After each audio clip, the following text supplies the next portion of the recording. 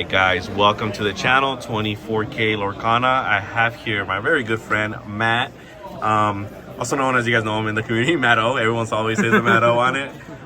And Matt, we see this, we already see that, but tell us, what did you do? It was Atlanta, was the first challenger. You were there. We kind of wanted to do a video. A lot of people were actually requesting, like, hey, you should ask Matt some questions we'd like to know. A lot of people didn't get to go to Atlanta, right? We know it was very packed. And you did very well, right? You got top 8, as we can see, right? The Mickey got the top 8, and you were representing the light, correct, for the store. So check that out, guys, here in the Inland Empire. But I did want to kind of get your thoughts of, like, how was first of all, before we get to the competitive side of it, the Atlanta Challenger.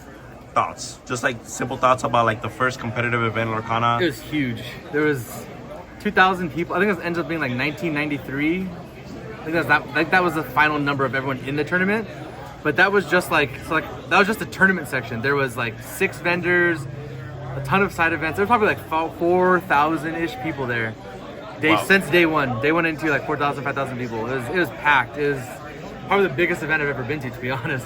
Oh, really? Wow. I didn't play Magic or Yu-Gi-Oh! Where there was like 5,000 person event, so it's like really huge event. And then you came from other card games before, correct? Yeah, I played like Final Fantasy a bit here and there. A lot of Final Fantasy. I played One Piece a little bit here and there. One Piece, I think the biggest event I was at was Nationals, which had Bandai Fest going on at the same time, but that was a whole nother story. I'm sure people have heard about that one. Nice. Okay, but you did very well. As we can see, you got the rewards. And then you guys are going to see in the thumbnail, he actually got a lot of goodies, right? You got the Rapunzel. What was some of the stuff that you got? So I got the Dragonfire for entry, the Rapunzel for top 32, the Cinderella for top 64, the Let It Go for top 128. Nice. And all of that pricing was scaled because of attendance. Normally it would be top 64, Let It Go. They got increased a little bit, right? Yeah, which is actually very, very, very nice. Oh, and the Rapunzel playmat, which is really sweet. The fold, right? Yeah. Yes. Very nice.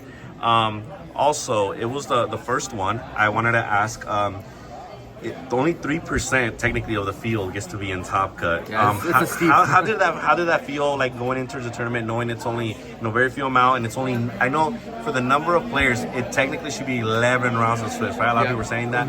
But how did it feel, as a competitive player going in and knowing the structure? Do you think there could be something that could be done better by them? You think it's run smoothly? Any thoughts about just the way the structure of the pricing and the structure of rounds were? So the rounds, I do wish there was 2 more rounds, but from a logistics standpoint, like we didn't end day 1 till 11 p.m. Oh wow! So do you think that's because of them like organizing the first time, or it actually took that long? I think it's a little bit of both. I think it's the fact that Melee GG had a lot of issues because there was a bunch of tournaments going on, so it took us like 10 minutes. They weren't ready for all that, right? That took a little bit. I think that added onto it. I think it's the fact it's just a lot of people, going to time and having to record rounds. Rounds took longer than a lot of time because of that. I think that's just natural. I think if we did go to 11 rounds, it would have been a long tournament. So 9 was probably okay. Obviously, I prefer more, but if 9's the minimum, I'll probably be okay with that. As far as the pricing goes, I think the pricing was pretty top heavy. I think from a competitive standpoint, it makes sense because those are meant to be like for competitive players. But I think they could have done a lot of different things. Like they could have added tickets from the prize wall to like top 512, top 256. That way you got like something, because there's the way the percentage of who only gets the card is the very way the low. ticket format works and the way it was only top 64 is like you could imagine getting like 150th. I think 149 was the cutoff for the Let It Go. If you get 150th, you get the same as like 1900. That's rough, right? That's wild. And like, percentage-wise, yeah. And like people are staying in the tournament at the hopes that they can squeeze in. It's like, why not just give them prize wall tickets? Because they could have dropped and done side events, which are more chances of better loot. So I think in the future, most people give the same feedback about giving more prize wall tickets to the people who stayed in the tournament. Because I didn't get any prize wall tickets even for top 8. So like I didn't have a chance at any of the side wall. I mean, I'm not complaining, don't get me wrong. Right. I didn't have a chance at anything from the prize wall. And maybe they have that intended. Maybe the prize wall is meant for everyone else, not for the people who make day 2. Right. But I think it would be cool, a little instead, even a few tickets would have been cool for the people who didn't make day 2 that were on the bubble. Right. And then, I mean, it is still good that like the people that don't make, right? They did a packet with side events, I heard. Yeah, I heard they doubled up on tickets on day 2. Day 2 they doubled. So day 1 it was the ticket distribution was rough. So to get anything was really rough. But day 2 they doubled it. Do you think they kind of went on the fly? Like it was intended to just do the regular tickets, and they're like, wait, it's not enough. And I think they realized the numbers were off, and they're like, well, people aren't getting stuff. we need them to get stuff. So Right. let's double check. I think that's what happened day 2. And I think going forward, the ticket structure will be what day 2 was, which would be great. Which means people who play in the side events should have a good chance of getting all that loot. Right. Awesome. And it was set 3 format, set 3, right? yeah. And then what deck did you pilot? And I did want to have your thoughts about people that are going to go to Chicago, Vegas, you know, and so on and so on. Kind of what goes through your mind and process, maybe a few weeks preparation of like choosing a deck, and then for this kind of big tournament, knowing it's the 2-round format impact on your decision making of what deck you're going to take, and take us on your thoughts about, you know, your deck decision and going into that tournament. So for me, I played red purple. That's just like my comfort deck. I've tried for the set champs, which I think is the best way to practice for these events. I played 3 different decks, all of them, just to use them as practice. Use right? them as right, practice. right, Like, trust me. Trust me, I would like the Stitch as much as everyone else. I was lucky to still get one, but they're like the best practice you're gonna get. So I think leading up, you just want to use those events to get the practice in for the challenges. Because at the end goal, as a competitive player, the end goal are those challenges into nationals, right? So you gotta think for the long term, not the short term. Going into 2-game format, I wanted at number 1 have a deck I'm comfortable with. I'm gonna be playing 9 rounds, 2-game format. I don't want to play a deck where even if it may be the better call, I'm not comfortable with it, I misplay or something, and then it tilts me the rest of the day. I want to know that like I'm playing a comfortable deck. The plays I make are going to be fluid. I'm not going to go to time thinking about 20 different lines. I like know my lines pretty straight. And yeah, I mean, red purple. I think going to most people thought red purple was probably one of the worst decks for 2-game because it's right. I was actually going to tell you that. A lot of people expected a bunch of 50-50. 1/1s, right? People thought you're just going to go 1/1s with everything. It's pretty 50-50, and like I'm not saying they're wrong. I think that is a pretty fair assessment, but there is a skill aspect of playing something you're comfortable with versus not, and I think the level of comfort I had for red purple is going to outweigh playing a deck that may have like an 80-20, because there's a flip side, right? If there's like decks that have 80-20 versus a lot of decks, they also on the flip side have a 20-80 versus other decks. So there's a higher chance of getting O2'd as well with those kind of decks. I think red purple, it was pretty hard to get O2'd because it's like very hard to get O2 with so that like deck. at a bare minimum, as red purple, in my opinion, going to the event, I can at least pull off a 1-1, right? So now I have to try to squeak out of those 9 rounds. I have to squeak a few 2-0s, and I think personally for red purple, there's a higher chance for me to do that than to play like amber steel. I'm not the best amber steel player. I can play it okay, but I'm not the best. And I feel like while I would get maybe more 2-0s as amber steel, I'd get more O2s, which could screw me in the long run, right? So yeah, that was my kind of thought process going in. Right, I did see you in the Stitch tournaments. You had when I saw you when we played together, you were on the Amber Steel one. Mm-hmm. It was looking like, I feel like you were digging it too much. You're like, yeah, I felt like you was like, no, you know what, red purple's gonna be the way to go. Yeah. But I mean, hey, it worked out. It was really good, even though people doubted red purple. Now the 2-0 format, some people have never played it. Did you're winning the die roll and then when to go first, when to go second? Take us on that. Do you already have a game plan on it? Does it fully matter on the specific deck? So I didn't actually win any die rolls in Swiss. Wow. Okay. My opponents always chose to go first game 2 because of the tiebreaker for winning game 2 and all that stuff. But for me, I didn't really feel. Maybe it's the deck. Red purple itself is pretty. The mulligan strategy and the cards you're looking for is pretty straightforward, regardless of going first or second. For the most part, until you see what you're playing against, I think because of that. It didn't bother me as much, but I do know there's other decks where like, oh man, if I go second versus deck, I'm very like behind, right? Right. And then another thing too is I think if I won a dice roll, I would have chosen to go first, just because I want to go in without my opponent knowing what I'm playing and go with my strategy.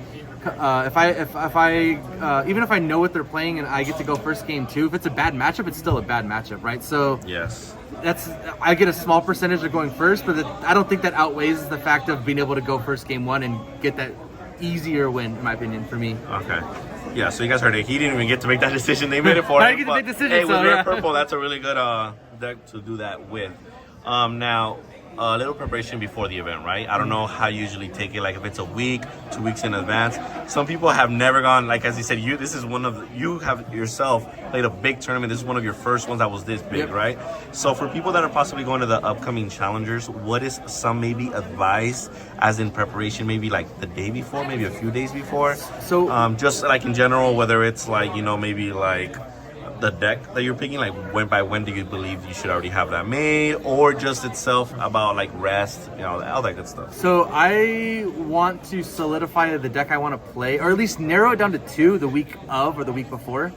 I think it's great to try all these decks leading up to it, but you need to narrow it down to 1 or 2 decks the week before, in my opinion, and try to do your best to master those decks, get comfortable with them, and just understand that there's a lot of decks out there. No matter what deck you pick, there's no wrong deck, right? It's just you just got to pick what you feel is best, what you think is best going in, because the meta, while it's like pseudo solved, you still don't know what you're gonna play against. The best deck could be Emerald Steel, and you play against Normal Steel on tournament. You don't know that, right? So you just gotta make your best guess. But I would like to pick my deck like 1 or 2 weeks before the tournament.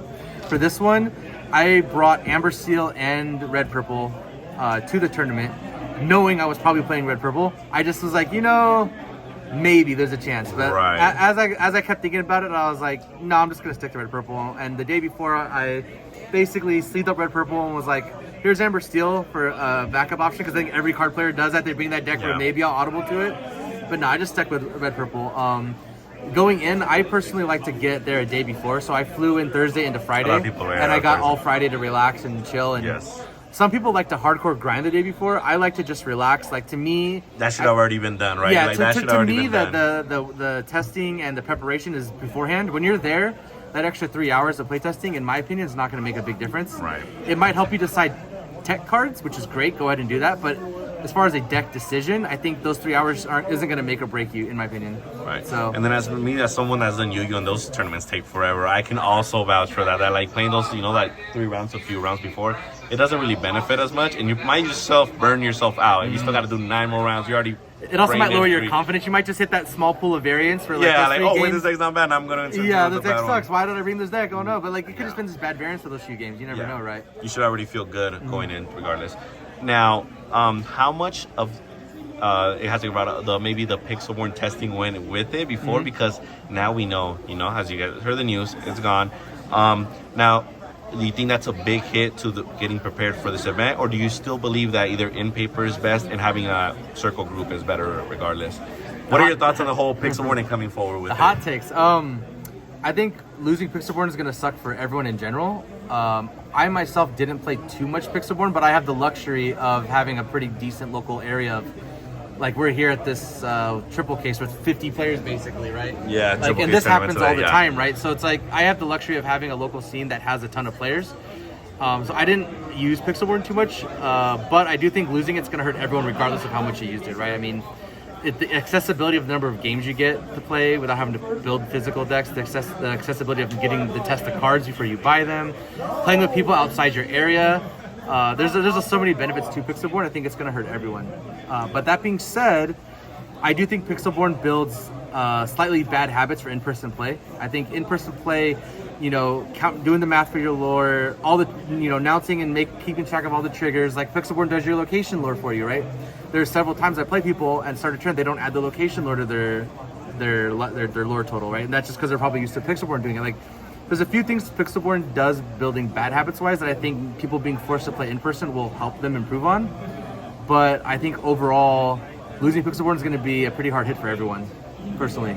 Right. And okay, I don't want to get on all your full secrets here. I know you want to, keep it to yourself. But the one I did want to ask, it's day of. I don't know how the check-in was. I know sometimes you can check in the day before.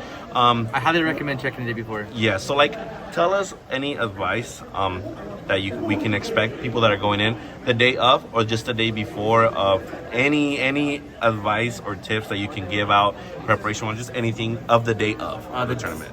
So the day of, slightly before the day before, you need rest. I know people like to stay up till 2 or 3. I've been one of those people. You stay up to 2 or 3 a.m. trying to get your right list down. You're up with your buddies. You can't sleep. At the end of the day, just get ready. Lock it in. Set a time. Like at 12 p.m. or 12 a.m. We're gonna call it. No matter where we're at, that's where we're sticking to. Just set a time. Stop it there, and just get some sleep, because it's gonna be a long day. You're gonna need some sleep.